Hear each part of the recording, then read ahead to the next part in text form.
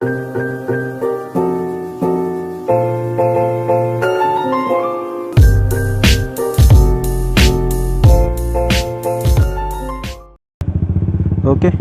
kita lanjut lagi. Tadi terkendala sama kameranya guys, kehabisan memori.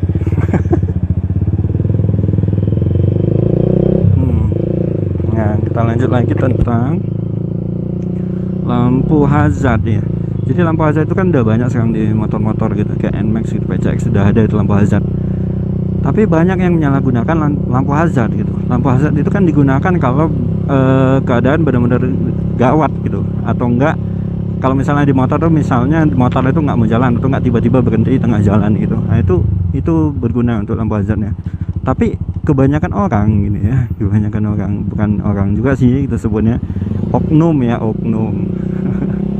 Kebanyakan oknum menggunakan lampu hazard itu sebagai lampu untuk touring, lampu untuk touring, atau enggak bagi yang punya mobil juga mungkin pernah ngelihat mobil ataupun motor yang misalnya di perempatan lampu merah nih gitu, terus dia mau lurus ke depan gitu.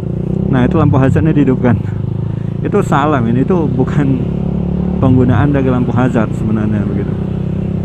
Lampu hazard itu bukan digunakan untuk seperti itu gitu. Nah itu lampu hazard gitu. Memang aneh memang gitu. Banyak menyalahgunakan. Aku pengen aja gitu hal-hal seperti ini tuh di kita tuh tahu gitu, jadi kita berkendara itu jadi enak gitu. Jadi kita ngebut nih.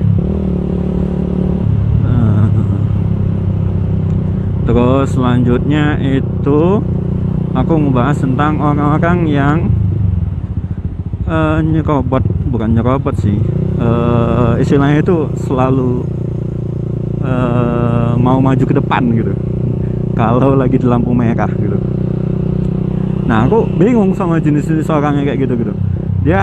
Mereka tuh maju ke depan gitu kan, ke depan melewati garis gitu, melewati garis, garis lah gitu, melewati garis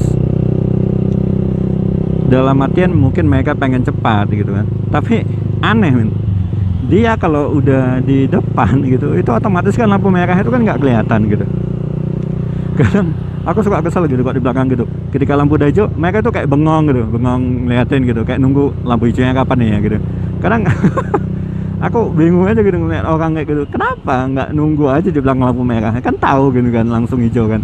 Kalau di depan gitu pengen cepat malah jadi lambat, jadi orang dibuat kayak gitu. Aduh itu memang aneh kali orang jenis kayak gitu. Nah ini satu lagi nih, kalau di lampu merah nih, kalau di lampu merah misalnya nih kita ini di barisan paling depan nih gitu kan, paling depan, kita ini di belakang garis nih, tapi ada aja gitu orang yang ngelakson dari belakang, dia pengen di depan gitu. Nah itu satu. Terus yang kedua, pas lampu hijau gitu, itu baru aja hijau gitu, itu bukan baru aja hijau sih, bahkan masih kuning gitu, masih kuning mau ke hijau, itu udah diklakson dari belakang gitu, udah tit gitu. Ngapain gitu kan, aku suka kesel aja sama orang yang kayak gitu. Ini baru hijau men. Belum hijau malah, ya sabar gitu. Kadang suka aku tengokin gitu kan orang yang kayak gitu dari klakson, apalagi klaksonnya panjang gitu, kecuali kalau misalnya dia cuman tit sekali aja gitu kan. Nah itu masih nggak apa-apa lah, masih wajar lah, mungkin dia ngasih tahu kan kalau misalnya ada orang yang bengong, atau kayak yang aku bilang tadi itu orang bengong di depan garis itu. Nah itu untuk nyadarkan dia kalau udah hijau gitu kan. Tapi ini ada juga yang klaksonnya panjang gitu, kayak tit gitu. Aduh itu mengganggu kali, itu benar-benar mengganggu gitu. Itu kelakuan kebiasaan di sini gitu, kayak gitu. Kebiasaan yang mesti diubah gitu. Nah selanjutnya nih aku mau ngomong kelakuan warga plus 62 yang selanjutnya, yaitu fenomena spion dilipat ya. Fenomena spion dilipat. Kalau misalnya kalian pernah ngelihat spion model NMAX yang bisa dilipat, atau enggak gampangnya motorsport aja deh, motorsport kayak di CB 15 CBR 150 atau enggak motorsport lah yang fairing gitu, itu kan spionnya kata-kata bisa dilipat gitu kan, bisa ditekuk gitu, jadi ngikutin motornya gitu, jadi bisa ditekuk gini gitu.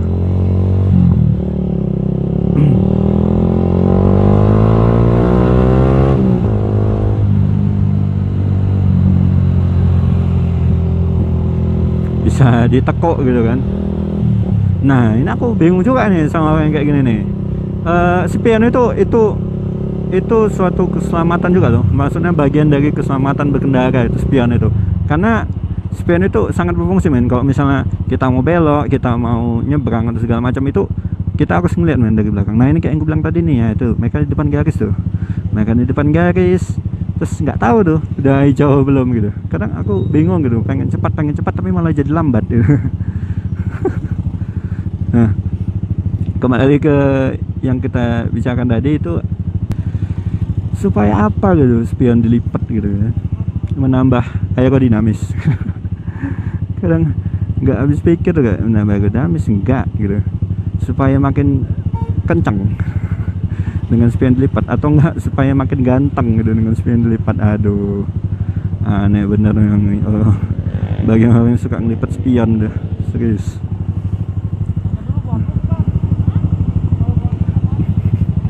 Bener suka bingung aku sama orang-orang yang suka ngelipat spion itu. Mungkin mereka mikirnya kalau spion itu terlalu lebar gitu ya. Ya kalau misalnya dalam kondisi filtering gitu, atau enggak kita nyelip gitu di mobil-mobil ya, mungkin dimaklumi gitu ya, kita ngelipat spion gitu, dalam artian kita pengen buku-buku gitu, pengen cepet gitu untuk nyalip gitu kan, itu wajar. Tapi ini terus-terusan gitu, bahkan dari berangkat dari rumah gitu, itu udah dilipat spionnya gitu sampai pulang gitu, sampai pulang gitu. Nah, aku kesel nih sama kalau ada orang merokok di jalan ya. Nanti kita ngomongin lagi nih. Suka kesel gitu sama ya emang nggak ngerugiin orang sih kalau yang spion dilipat itu, paling itu bisa ngerugiin diri dia sendiri sebenarnya gitu kan. Mungkin kalau misalnya yang nggak suka gitu dengan spion yang terlalu besar gitu, bisa diganti gitu. Kayak misalnya aku kan nggak suka nih spion bawaan dari Sonic gitu kan, agak besar gitu kayak apa gitu kan, aku ganti dengan model yang kayak gini aja, yang lebih kecil gitu. Bahkan ada juga yang spion yang di bar end, ada spion bar end itu biasanya dipakai di Matic itu biasanya sekarang. Nah itu bisa juga jadi alternatif dengan tidak menghilangkan dari fungsi spion tersebut gitu.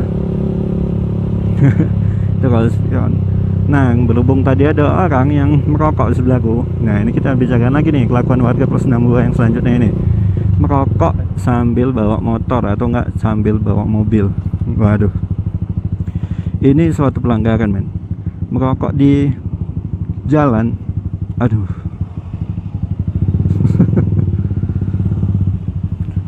Merokok di jalan itu sambil berkendara itu berbahaya men, apalagi di belakangnya tuh ada orang yang kita bilang tuh yang nggak pakai helm gitu bilang ya. Kalau misalnya aku kan pakai helm full face nih, kalau misalnya ada merokok ya mungkin lah aman ya kan dari abu rokoknya itu kan gitu kan. Kalau kita bilang ada orang yang nggak pakai helmnya kayak gini nih, nah itu nggak pakai helm, terus di depannya ada orang yang merokok gitu, ada yang merokok, terus abu rokoknya ngenain mata. Wah, kan baru-baru ini tuh ada orang yang bikin thread di Twitter nggak salah, dia itu lagi berkendara gitu, padahal dia pakai helm, tapi kebetulan kacanya lagi dibuka katanya gitu kan, itu matanya kena abu rokok gitu, dan dia kalau nggak salah harus diterapi atau gimana gitu, matanya lupa juga ceritanya gimana, tapi gitulah pokoknya matanya kena abu rokok gitu. Nah itu aduh itu bahaya men, itulah kenapa aku bilang jangan merokok sambil berkendara gitu.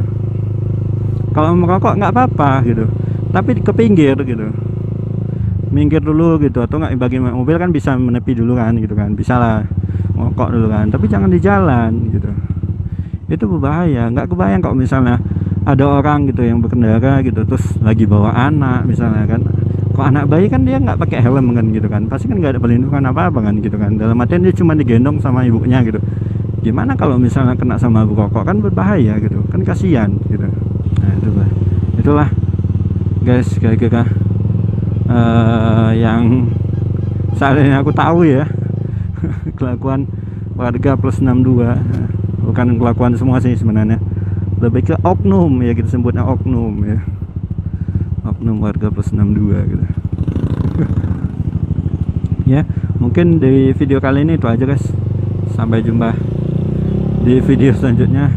Seperti biasa jangan lupa komen, like, and subscribe video ini agar video ini terus, bukan video ini ya, agar channel ini terus berkembang. Sampai jumpa di video selanjutnya, bye bye.